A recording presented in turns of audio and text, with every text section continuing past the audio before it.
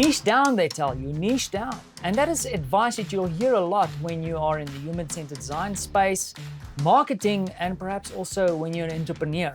And what do they mean by niching down? It's about focusing on that audience that you want to serve, that specific customer that's going to bring you the most benefit or whom you can give the most benefit.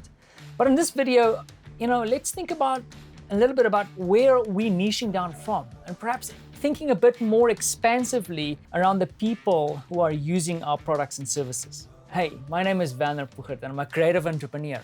And I think most of the world's problems are just interesting design challenges in disguise. So in this video, we're going to talk a little bit about user ecosystem thinking. And then I'm going to introduce a tool that I discovered recently called Rethinking Users, the design guide to user ecosystem thinking. That is a nice book that'll help you kind of dip your toe into the world of user ecosystems. I'm going to whip out the old Playmobil Pro and I'm going to tell you a user or give you a user ecosystem example. And for this example, I'm going to use the interesting world of e-scooters. You might see these little beasts running around your city. I am someone who is going to rent the scooter, therefore making me a direct user of the scooter. And by all means, I can guarantee you that this company probably focuses on that direct user, how to make the experience better, how to actually develop a mobile application that's going to connect me with the scooter and facilitate payment, all these things. However, that is not an ecosystem. That's only one user. There's another person who is about to go to work and is waiting for me to finish using the scooter so that he can get his turn. And later on, there's going to be someone who wants to do some deliveries. That makes him a surrogate user. So he's using the scooter instead of someone else using it. However, you can also probably see that this surrogate user is also a direct user. Everybody is using the scooter. That makes some of this usage then serial usage. Everybody gets a turn to use the same product or service. And I have someone who wants to ride on the scooter with me. My little 4-year-old son, Francie, is really keen, and that makes him a parallel user. My wife, Martha, is not super impressed with the idea that I'm going to be using the scooter with Francie. She becomes an influence on me using this product. So she's using some home utensils to persuade me not to have Francie on the scooter, but that also makes her an indirect user of the scooter. So for example, if there's a company that has certain services that kind of supplies scooter helmets or a service where I can rent a helmet for myself or little Francie, that becomes then also an influence or a user in this ecosystem. So it's not always just human beings. So keep that in mind. Because I'm going way too fast, I'm leaving the scooter everywhere and people with disabilities are falling over them and it's just not good. So there needs to be legislation. Although this person doesn't ride the scooter themselves or this entity, this is a governing user. At some stage, the scooter needs to be recharged, and therefore we have a dependent user. And then fundamentally, this goes down to be recycled, because remember my previous video, we like the circular economy. We're going to turn this into something else.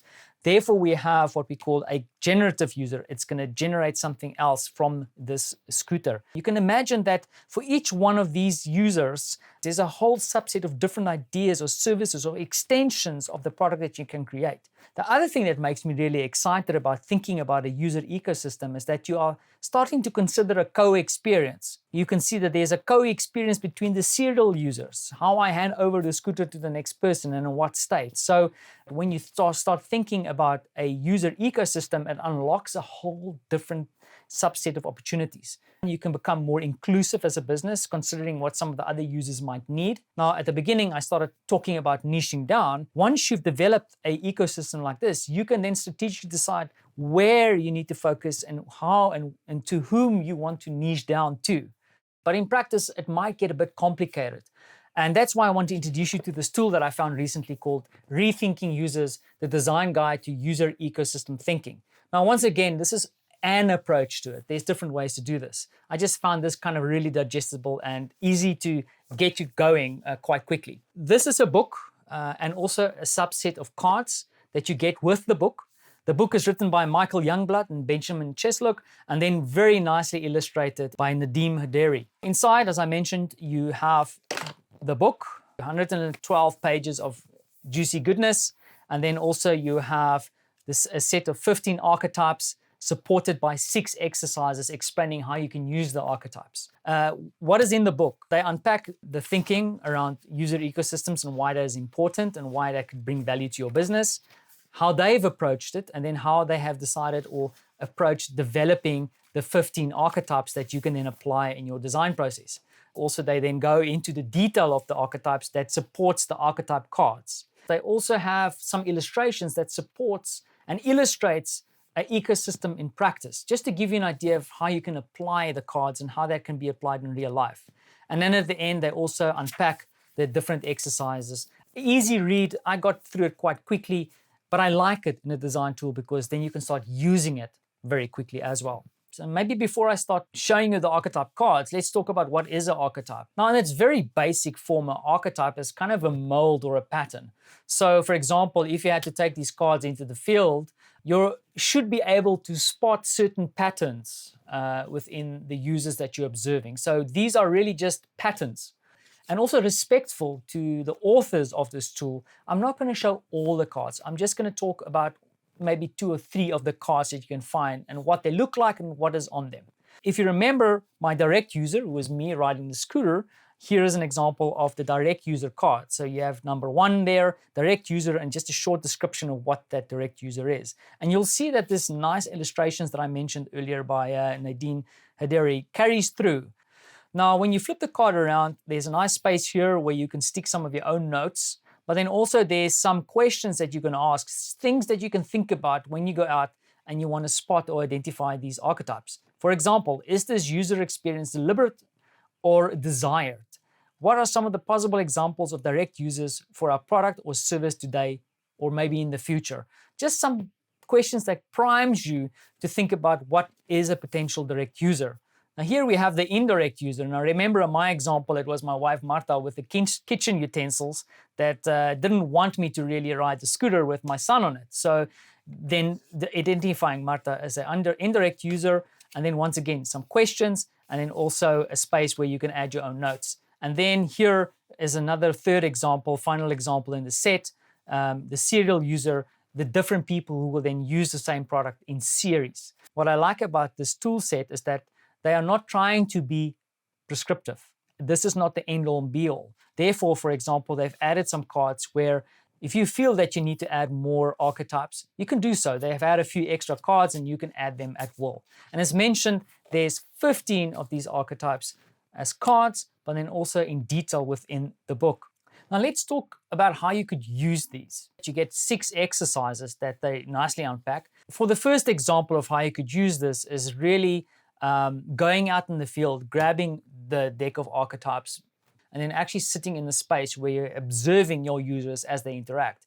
Now, the second example hits a bit closer to home because I've actually used it in this way, is that in some cases, when you do the human-centered design process, you have to get some support in and potentially hire an external team to support you with research. Now, to do that, you have to draw up a research brief.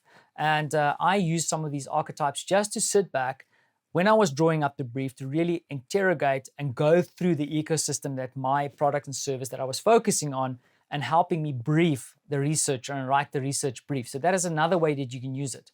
Then once again, out of respect for the content that the guys have created here, I wanted to share one of the other ones that I was quite interested in as more of a gameplay or ideation tool.